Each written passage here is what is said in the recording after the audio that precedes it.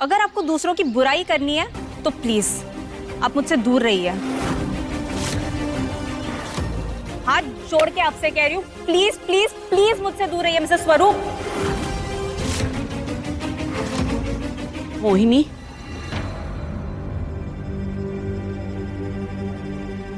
क्या हो गया? शांत हो जाओ। दादी, हम आपसे माफी मांगना चाहते हैं कि हम अपना आपा खो बैठे, लेकिन दूसरों की चुगली, दूसरों की बुराई, ये सब हमारे बर्दाश्त के बाहर है।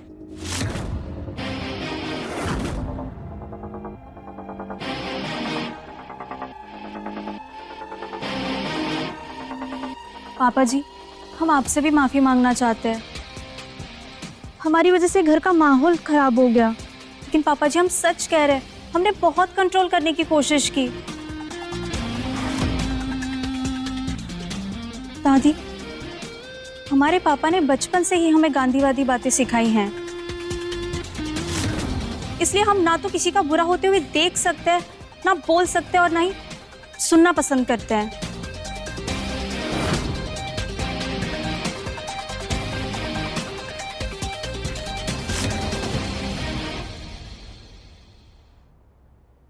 शौर्य, आई एम रियली सॉरी शौर्य। आज हमने ऊंची आवाज में बात की, वो भी तुम्हारी मम्मी के साथ। लेकिन लेकिन इनका रोज रोज हमारे कान भरना, दूसरों के लिए घटिया बातें बोलना, ये सब हमारे बर्दाश्त के बाहर है। मैं आई एम रियली सॉरी। हम आप सबसे माफी मांगना चाहते हैं, प्लीज।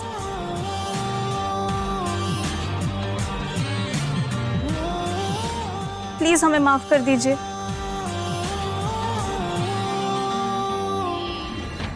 मोहिनी, तुमने ऐसे सबके सामने ऊंची आवाज में बात की, हमें अच्छा नहीं लगा। ये बात अकेले में भी हो सकती थी, लेकिन हमें सुंदरी का हिसाब किताब अच्छे से मालूम है।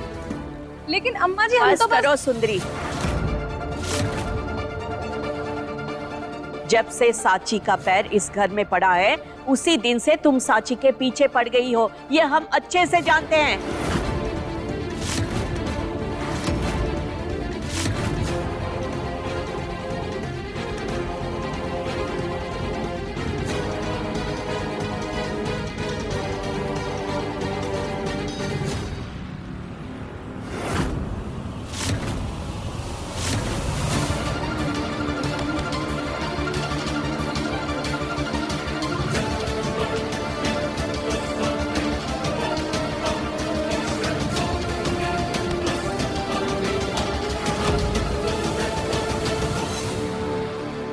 ओह माय गॉड, ये मुझसे क्या हो गया दादी?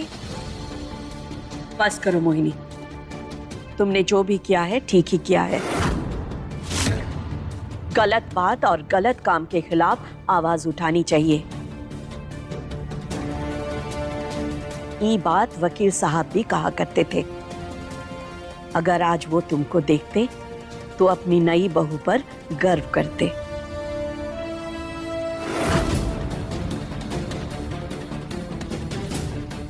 अभी भी कुछ बोलने के लायक हो तुम?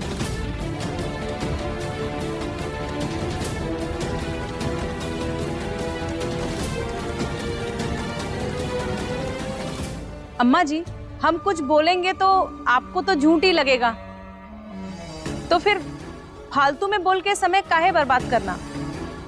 हमको कोई बहस नहीं करना है। चाय ठंडा हो रहा है, आप लोग चाय पीजिए।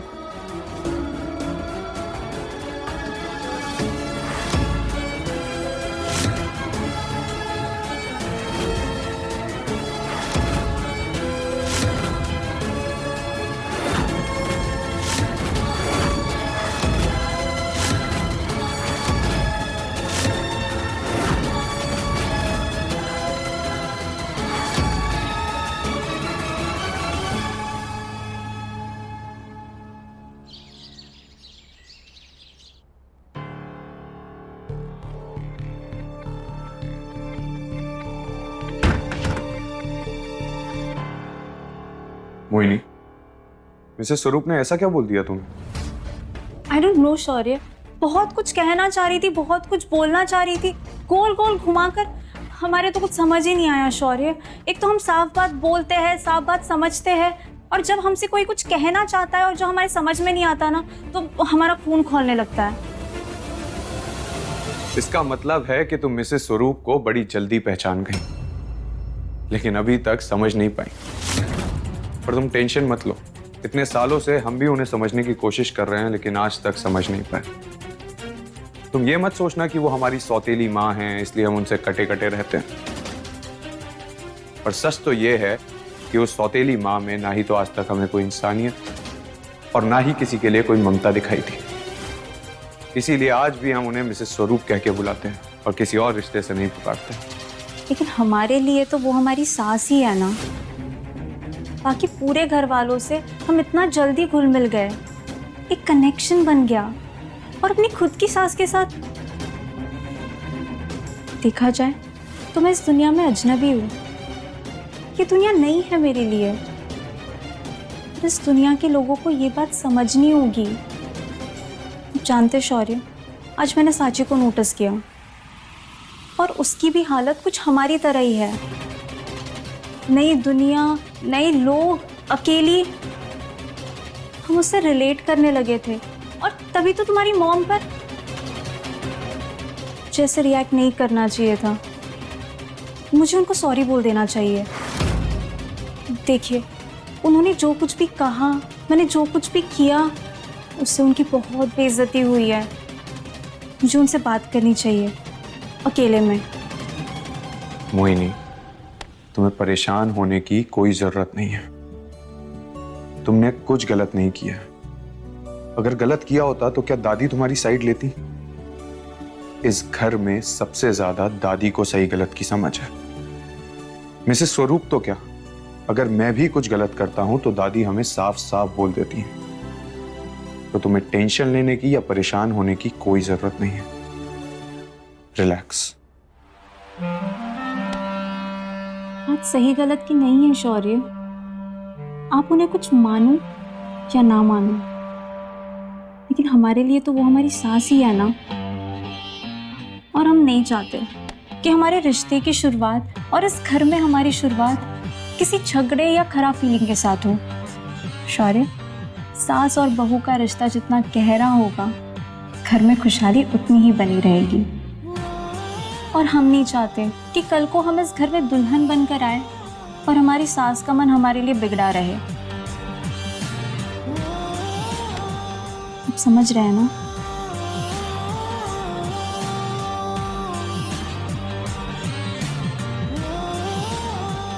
हम उनसे बात करके आते हैं।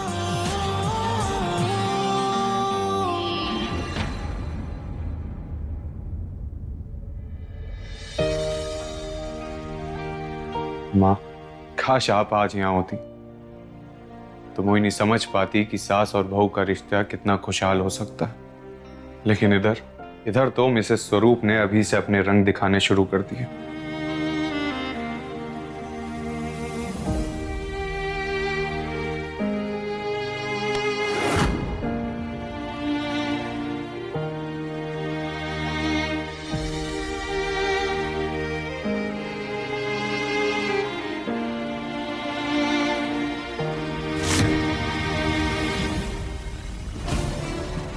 क्या प्रॉब्लम है आपकी?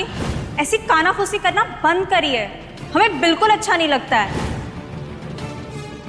अगर आपको साची से कोई प्रॉब्लम है तो उसे आप अपने तक रखिए, मुझे भड़काने की कोशिश मत कीजिए। मेरे कंधे आपके बंदूक के लिए अवेलेबल नहीं है, समझिए आप। हाथ जोड़ के आपसे कह रही हूँ, प्लीज प्लीज प्लीज मुझसे दूर रहिए मिसेस स्वरूप।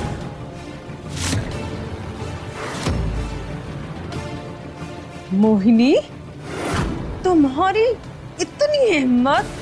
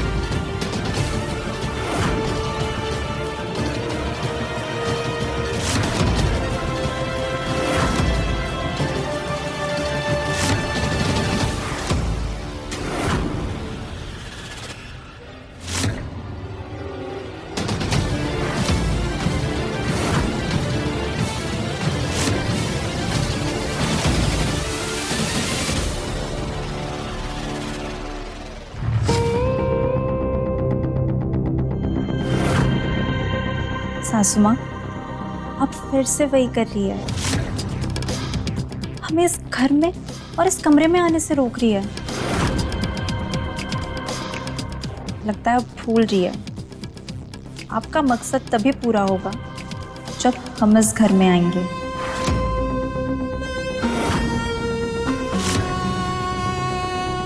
हम जानते हैं कि अभी बहुत सारे सवाल आपके दिमाग में तेजी से दौड़ रहे हैं और उन्हीं का जवाब देने हम यहाँ आए हैं।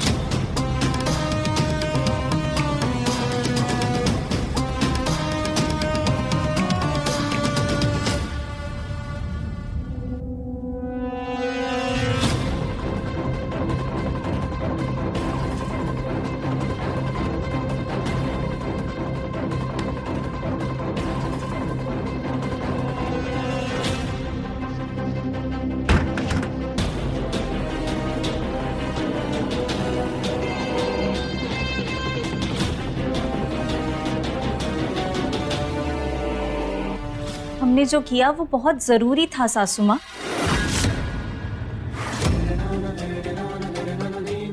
सासू माँ या मिसेस स्वरूप, तुम हमारी बेइज्जती करके सौर्य की साइड ले रही हो। हम सब बहुत अच्छे से जानते हैं, सबके सामने हमको नीचा दिखाकर अपने पैर जमा रही हो ना, यही चाल है ना तुम्हारी। गलत। मिसेस स्वरूप कहने के पीछे भी हमारा एक मकसद था। आपका और हमारा मकसद एक दूसरे से जुड़ा हुआ है, ये भूलिएगा नहीं।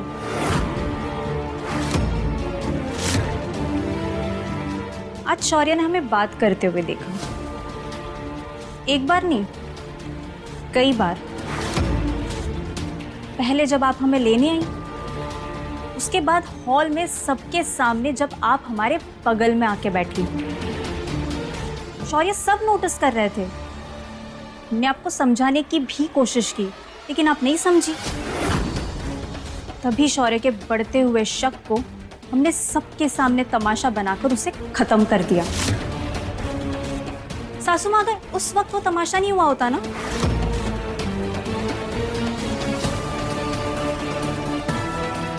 तो ना हमारे हाथ शौर्य लगते और ना आपके हाथ शौर्य का बिजनेस और जायदाद।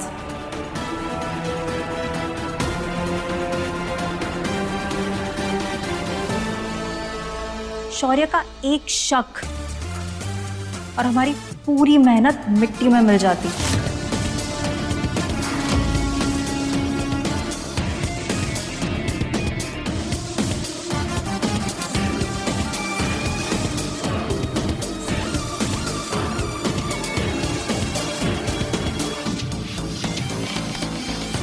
अभी आप बहुत गुस्से में हैं, मैं जानती हूँ,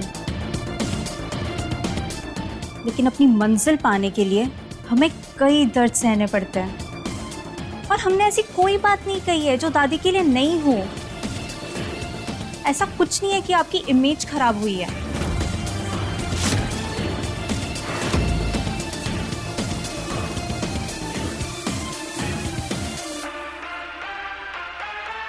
मरहम लगाते हुए तमाचे मारना बंद करो मोहिनी।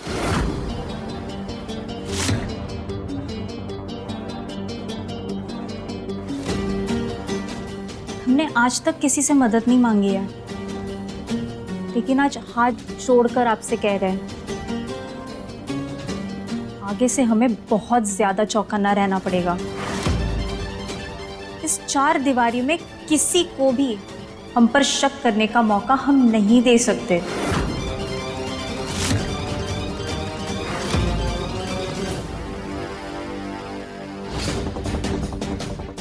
तुम सही कह रही हो। जीत जाने की खुशी हम पर इतनी हावी हो गई कि जीत से पहले गलती करने लगी और हमें पता भी नहीं चला। आगे से ध्यान रखेंगे। इट्स ओके सासू माँ, चलिए चलते हैं।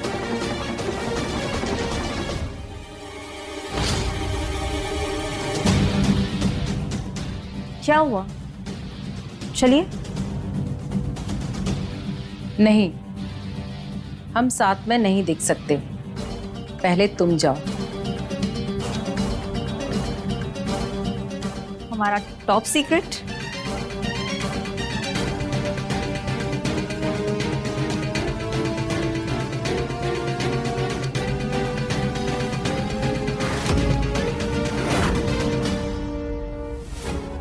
दीदी, इतने दिनों से तुम्हारे साथ इस घर में गलत होते आ रहे हैं और तुम हमको कुछ भी नहीं बताई। हाँ सत्तू, हम तुमको बोले थे ना अगर तुम इस घर में रहोगे तो हर रोज अपनी इज्जत से हाथ धोना पड़ेगा तुम्हें। तुम हमारी बात सुनती ही नहीं हो दीदी। वो बड़ी नानी की बहू पहले तो तुम्हारे ऊपर चोरी का इल्जाम लगा दी, लेकिन आज उनका मन नहीं भरा का? नहीं, आज तो हम उनसे बात करके ही रहेंगे। शांत हो जाओ सत्तू। बाबा जल्दी से दरवाजा बंद करिए। हाँ, करो दरवाजा बंद करो, छिप जाओ इस कमरे में। अरे भाग के रहो अपनी लड़ाई से। उसके बाद वो औरत अत्याचार करती रहेगी अपनी साची दी पर।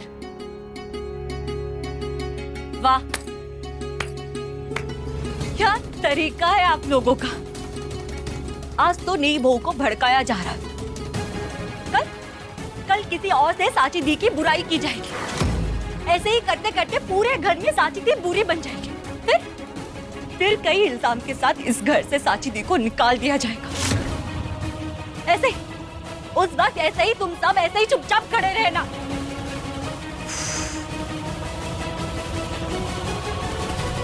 सत्तू, शांत हो जाओ, बस करो।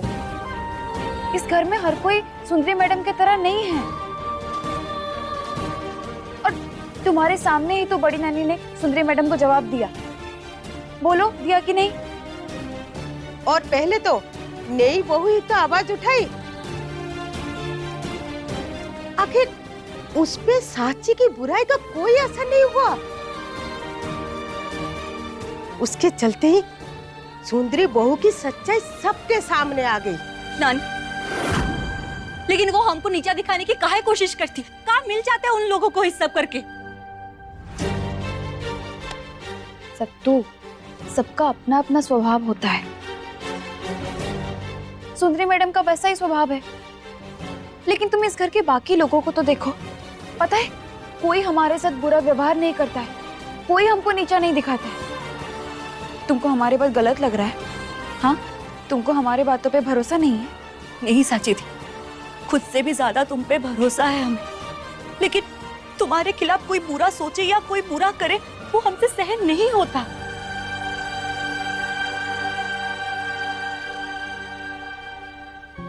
आओ।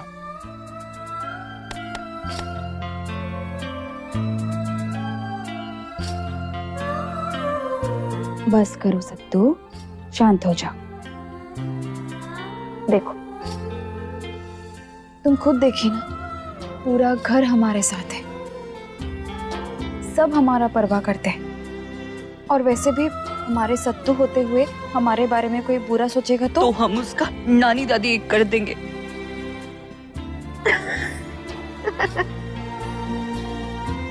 पगली, आज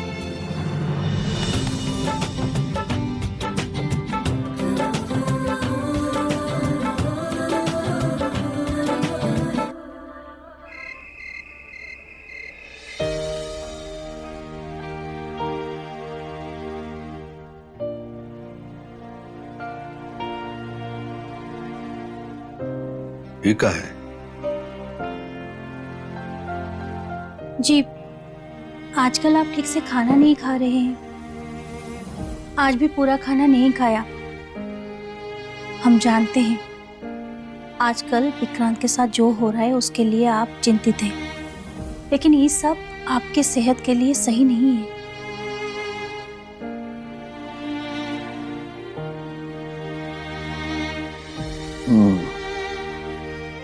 आदमी को जीने के लिए खाना चाहिए गौरी, और हम खाने के लिए नहीं जीते हैं। सही बोल रही हैं आप, लेकिन खीर खाना थोड़ी है, ये तो मीठा है। नया गुड़ आया था तो सोचा आपकी पसंद की गुड़ वाली खीर बना दे। विक्रांत भी बहुत शौक से बचपन से गुड़ वाली खीर खाता है।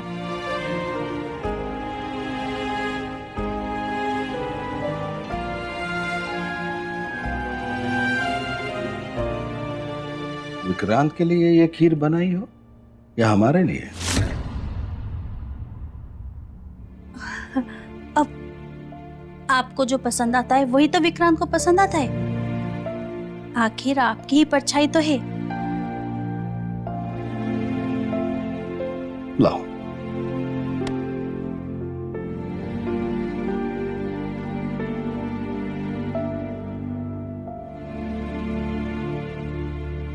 वाह, नए गुड़ की सुगंध और भी बढ़ जाती है खीर में। और तुमको भी अच्छे से याद रहता है कि नए गुड़ की खीर बहुत अच्छी बनती है। वैसे आजकल की जो ऑफिस जाने वाली लड़कियां हैं, गली गली में घूमने वाली लड़कियां हैं, उनको क्या पता कि नए गुड़ की खासियत क्या होती है। हाँ, आजकल के बच्चों को ये सब बात समझाना, मतलब दूसरों के बच्चों को ये सब बात समझाना मुश्किल है, लेकिन हमारे बच्चे खुद से समझदार हैं। संस्कार गौरी, संस्कार। और ये सब संस्कार देने की जिम्मेदारी माँ बाप की होती है। हाँ, ठीक बोल रहे हैं आप। अब देखिए ना, हमारा विक्रांत जवान हो गया है, अपने पैरों पर खड़ा भी हो गया है, एसएचओ बन गया है, लेकिन आज भी आपकी कोई भी बात को वो टालता नहीं है। सही परवरिश की यही निशानी होती है गौरी।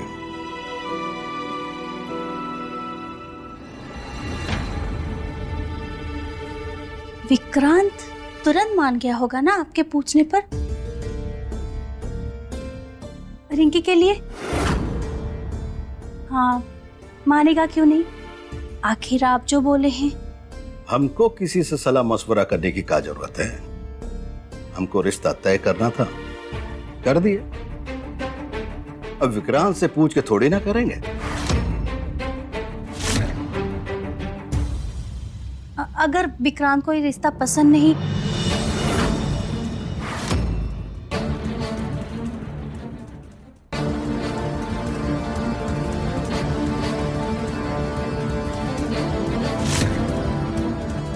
अभी तुम ही तो बोली ना गौरी, विक्रांत हमारी बात को नहीं टालता है। अब विक्रांत को ये रिश्ता पसंद हो या ना हो, लेकिन हमको ये रिश्ता पसंद है। इसलिए अब हम जो बोलेंगे वही होगा। खड़ी काहे हो?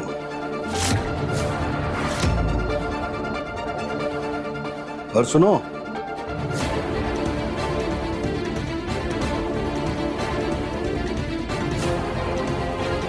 विक्रांत और रिंकी के रिश्ते के बारे में किसी से बात करने की जरूरत नहीं है, खासकर वो घर में। सही समय आने पर हम अम्मा को सब कुछ बता देंगे। तब तक कोई चर्चा नहीं होनी चाहिए।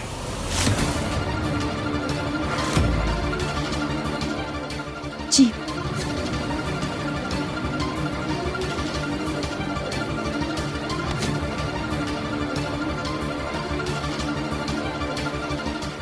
विक्रांत तो रिंकी से बात भी नहीं करना चाहता, दोनों में कोई भी मेल नहीं है। और इधर रिश्ता, शादी, ये सब तो जीवन भर का बंधन है। विक्रांत इस रिश्ते से इनकार किया तो क्या वो अपने पापा के खिलाफ जाएगा?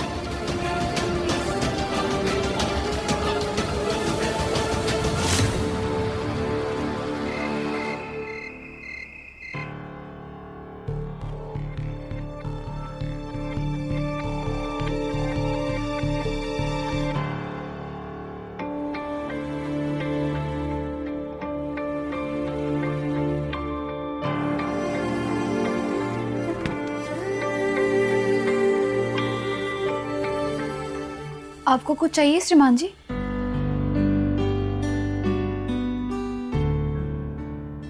जानते शौर्य, आज मैंने साची को नोटिस किया और उसकी भी हालत कुछ हमारी तरह ही है।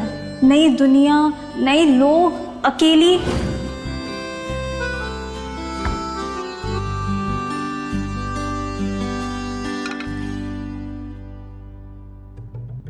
ओवर टाइम कर रही हो? का अरे जब कोई इंसान टाइम से ज्यादा काम करता है तो उसे ओवर टाइम कहते हैं। वही कर रही हो क्या?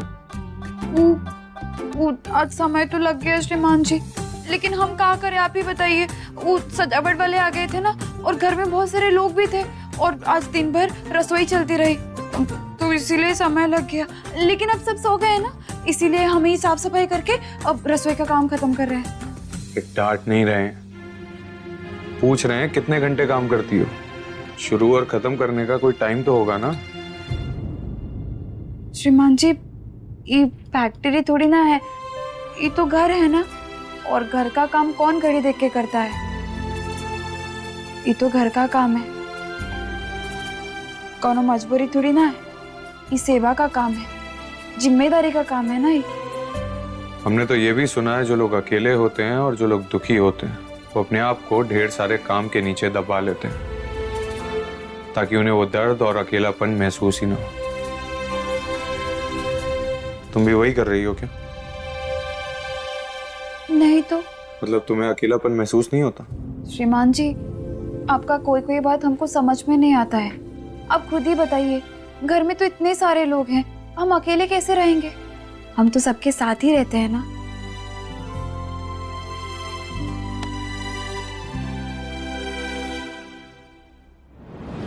अरे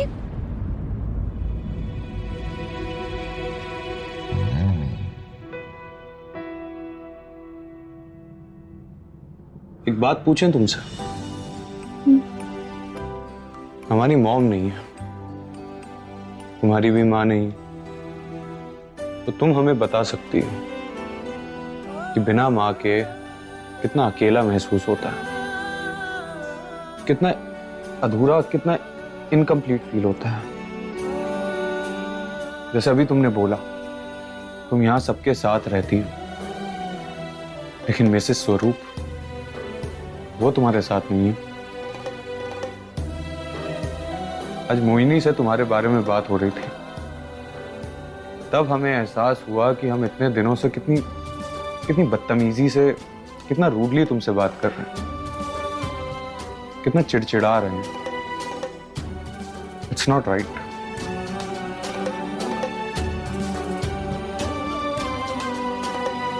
हम ऐसे ऐसे सवाल ही करते हैं तो कोई भी चिढ़ेगा ना।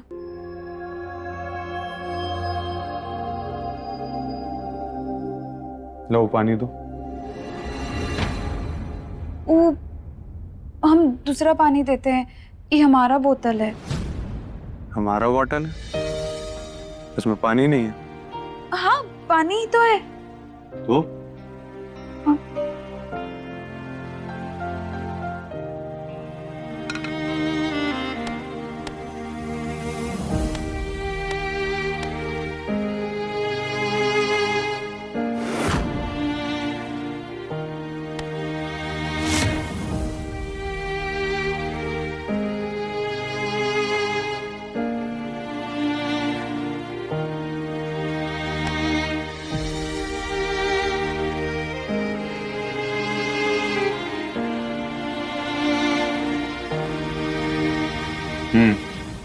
तुम कहाँ थे?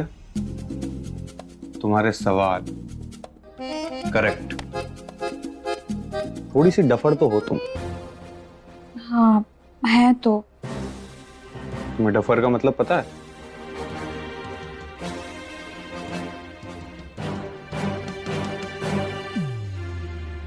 डफर को हिंदी में क्या बोलते हैं?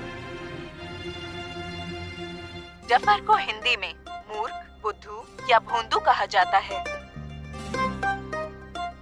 ये मैडम जी कौन है? बहुत जानकार लगती है। जानकार तो हैं, तभी तो तुम्हारी ट्यूशन के लिए रखा है। बताओ आज क्या सीखा? हिंदी में डफर को मूर्ख, बुद्धू और भोंदू कहते हैं।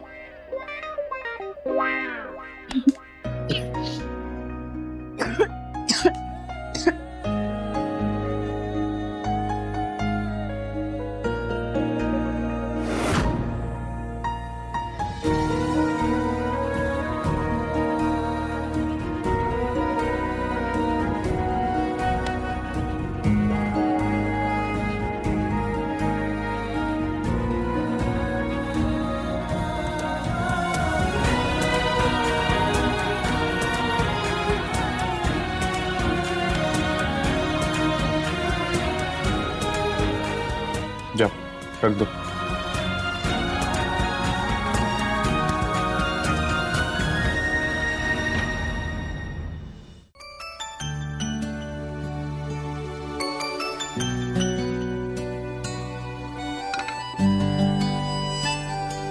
अरे जाओ, छुट्टी। कैसे छुट्टी श्रीमान जी? ये डब्बा है, इसको ऊपर रखना है और पानी भरना है बोतल में और साफ सफाई भी करनी है, बहुत सारे काम है, उसके बाद जाएंगे।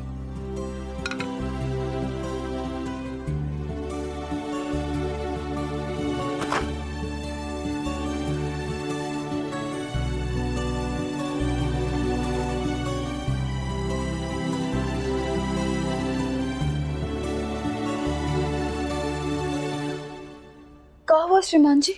लाओ, हमें दो।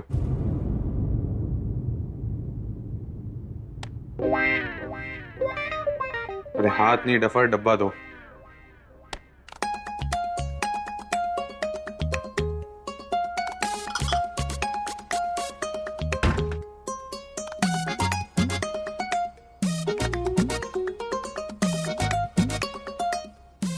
थैंक यू श्रीमान जी। सॉरी।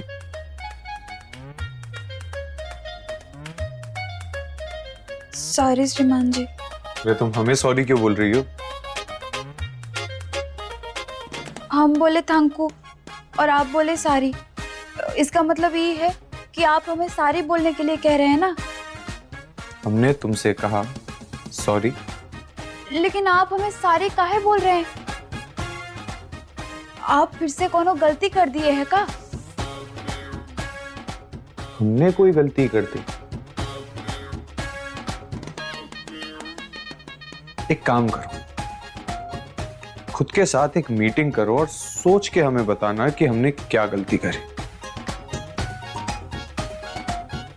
श्रीमान जी सुनिए, हमको नहीं चाहिए आपकी सारी। सुनिए श्रीमान जी सुनिए।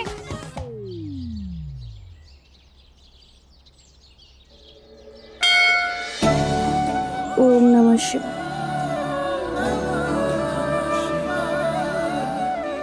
ओम नमः शिवाय।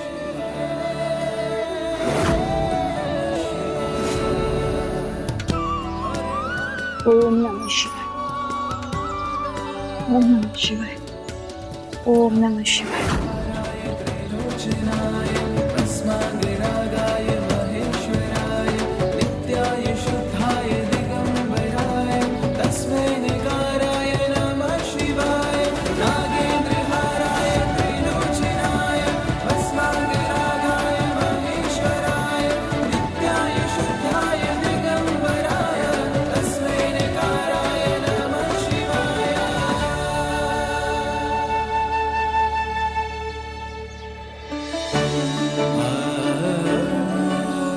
ओम नमः शिवाय।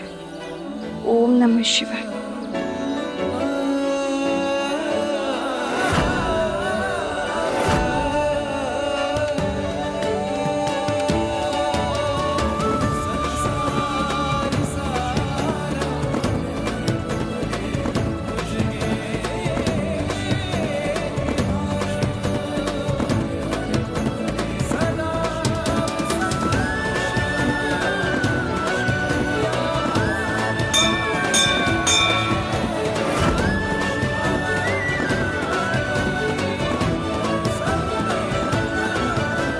हे भोले बाबा, आपने हमको वो सब दिया जिसकी हम प्रार्थना किए थे। कल तो श्रीमान जी की शादी हो रही है और देखिए ना, कल सोमवार भी है, इसीलिए जो व्रत के लिए हम आपसे बोले थे ना, वो व्रत हम कल रखेंगे। भोलेनाथ जी, आपका लाख लाख धन्यवाद। आप तो जानते ही हैं, श्रीमान जी ने अपने जीवन में बहुत दुख देखे हैं। और आप ही बताइए, जो आदमी मन से सच्चा हो, ऊंच नीच का भेद नहीं रखता, दूसरों की मदद करता है, उसके जीवन में इतना दुख हो, ये तो अन्याय है ना। लेकिन अब उनकी शादी हो रही है और वो भी आपके आशीर्वाद से। अपना आशीर्वाद उनके ऊपर ऐसे ही बनाए रखिएगा। आज तक उनके जीवन में जितना दुख, जितना कष्ट मिला है ना, उसके बदले उनके जीवन सुख से भर दीजिएगा।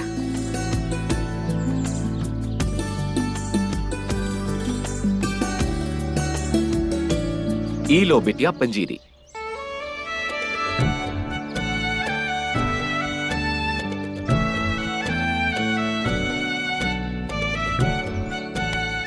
उज्जैन महाकाल से प्रसाद आया है। तुम जिसके लिए प्रार्थना कर रही हो उसको खिला देना, उसका भी कल्याण होगा।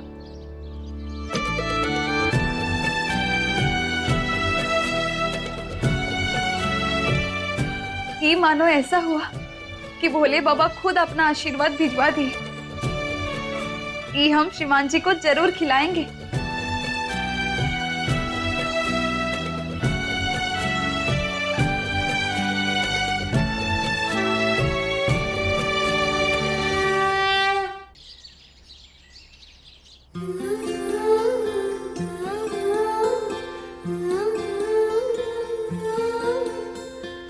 ओम भूर्भुवस्सुवः तस्य वितुर्वरेण्यं भर्गो देवस्य धीमहि धियो न प्रचोदयात्। माँ ये देखिए ना कितना प्यारा लहंगा डिजाइन किया है हमारे डिजाइनर ने।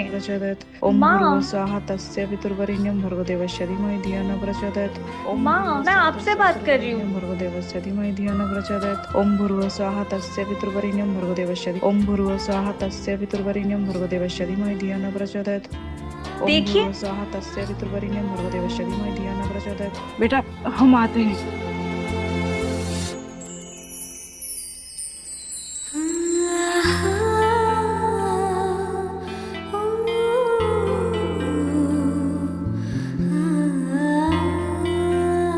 आज से मेरी बिटिया की शादी की रस्में शुरू हो जाएंगी।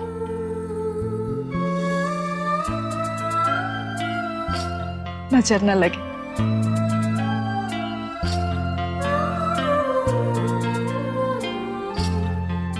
बेटा तुम्हारी चिंता में प्रार्थना करते करते दिन रात एक कर दी हमने। आज उन सब प्रार्थनाओं का फल मिलने जा रहा है हमें।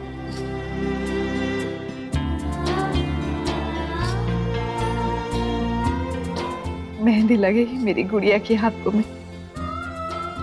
मोहिनी बेटा हमें पता है तुम्हारे प्यार का रंग इतना गहरा है, उसके सामने मेहंदी का रंग भी फीका पड़ जाएगा।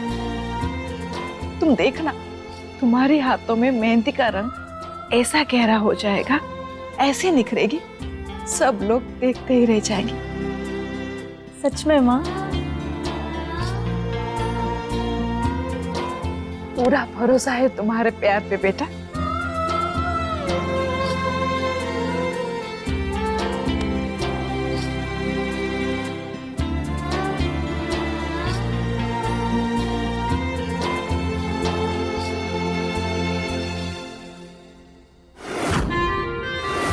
मेरे शौर्य का नाम आएगा इन हाथों में। मेरे शौर्य के नाम की मेहंदी गहरी भी होगी और निखरेगी भी।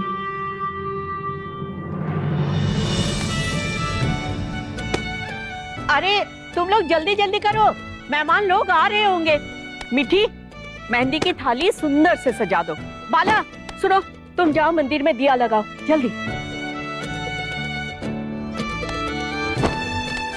चिंता मत करो ललिता, ईश्वर भी अभी आता ही होगा और उसने हाथ बटा दिया तो सारा काम समय से हो जाएगा। नानी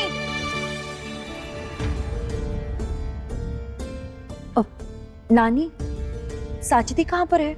सुबह से दिखी ही नहीं। हाँ रे, सुबह से नहीं देखी उसे। अरे यही तो थी, हमने देखा था। बाउल आ गई अम्मा। जीते रहो। प्रणाम अम्मा। खुश रहो।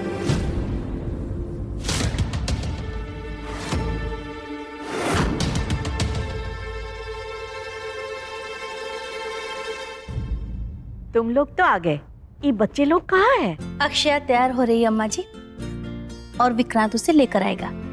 बढ़िया।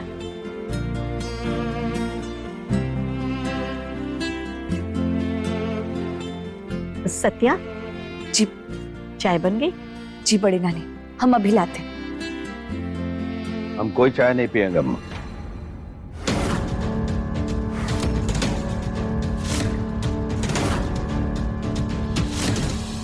ठीक है, हम और गौरी पी लेंगे।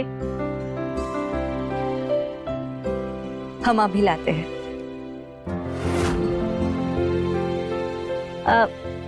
यशवंत, तुम तो कभी चाय के लिए मना नहीं करते हो, लगता है घर से पीकर आए हो। घर से ही पीकर आए होंगे अम्मा जी।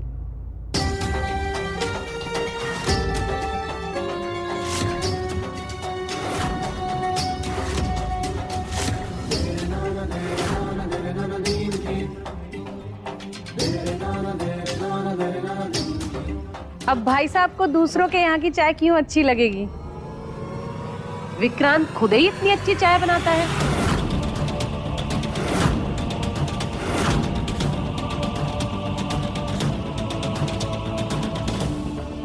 विक्रांत काहे चाय बनाएगा? चाय बनाना तो लड़कियों का काम है। तुम उल्टा पुल्टा मत बोलो। हाँ,